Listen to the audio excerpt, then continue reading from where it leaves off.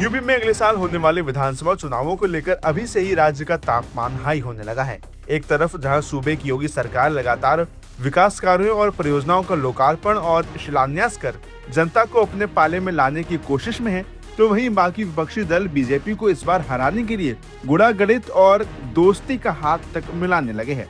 इसी कड़ी में अब एआईएमआईएम के मुखिया असदुद्दीन ओवैसी ने खुले मंच से एक ऐसी पेशकश कर दी है जिसके बाद सूबे में हर तरफ सियासी हलचल अपने चरम पर पहुंच गई है।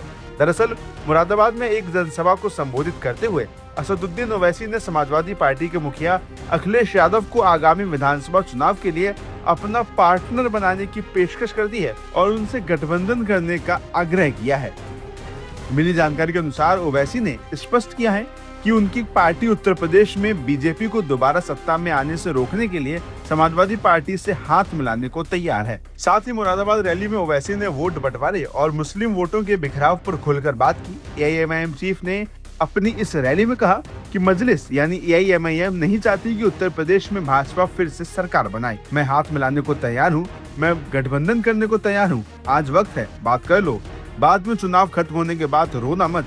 आप कहते हैं कि ओवैसी के चुनाव लड़ने से आपको नुकसान होता है, तो चलिए मैं आपके साथ मिलकर चुनाव लड़ने को तैयार हूँ।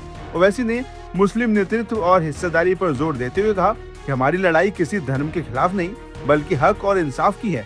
अब हम नीचे दरी बिछाकर नहीं बैठना चाहते, हम बराबरी चाहते हैं। अगर अखिलेश यादव कुर्सी पर बैठेंगे तो ओवैसी भी उस कुर्सी के सामने पैर पर पैर चढ़ाकर बैठेगा और हक की बात करेगा।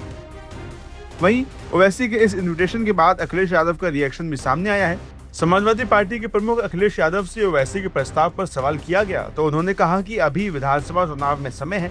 अभी संसद के अंदर सभी विपक्षी दल कई अन्य मुद्दों पर एक साथ काम कर रहे हैं और इसके बाद इस सवाल पर अखिलेश यादव ने ज्यादा कोई टिप्पणी नहीं की।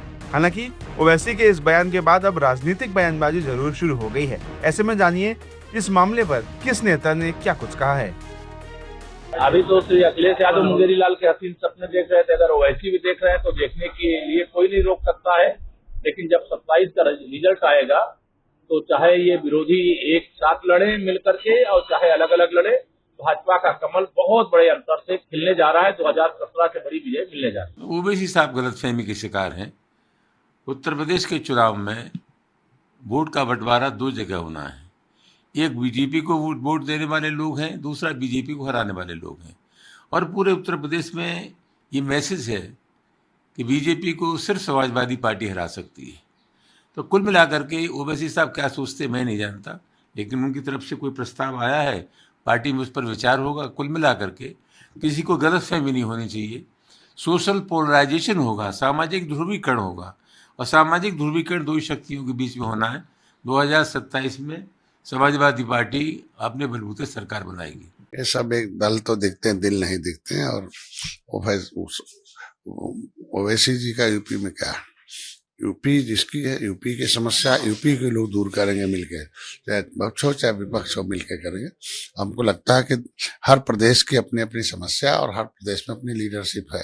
राष्ट्रीय समस्या राष्ट्रीय स्तर पर और प्रदेश की समस्या, अगर प्रदेश में चुनाव में दूसरे प्रदेश का आदमी आता तो माना जाता है उस समाज में जो है नेता नपुंसक हैं, तभी दूसरे प्रदेश का नेता आ रहा।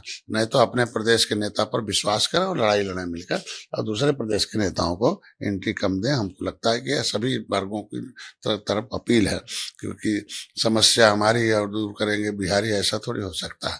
समस्या भी हमारी और दूर करेंगे हम हमारे लोग।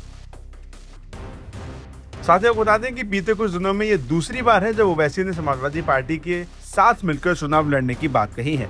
ओवैसी का कहना है कि उनका मकसद उत्तर प्रदेश में भारतीय जनता पार्टी को सत्ता से दूर रखना है।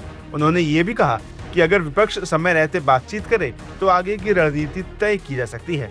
फिलहाल ओवैसी के ऑफर पर समाजवादी पार्टी के मुखिया अखिलेश यादव का क्या रुख रहेगा, इस पर सभी की निगाहें हैं। सवाल इस पर भी बने हुए हैं कि क्या ओवैसी का यूपी चुनाव असर सिर्फ भीड़ जुटाने तक ही सीमित है या वो उस समर्थन को वोटों में भी बदल सकते हैं। अभी ओवैसी पूरे उत्तर प्रदेश में जोर शोर से प्रचार कर रहे हैं और उनकी रैलियों में भारी भीड़ भी जुट रही है। वहीं इसके अलावा खबर ये भी है कि ओवैसी का प्लान जेनजी पर भी दाव लगाने का है। आगामी चुनाव में एआईएमआईएम युवा उम्मीदवारों को मैदान में उतारने की योजना भी बना रही है। ऐसे में ये देखना दिलचस्प रहेगा कि क्या ओवैसी यूपी में अपना कुछ जलवा बिखेर पाते हैं और सबसे जरूरी क्या अखिलेश और ओवैसी का गठबंधन होता है, ये देखने वाली बात होगी।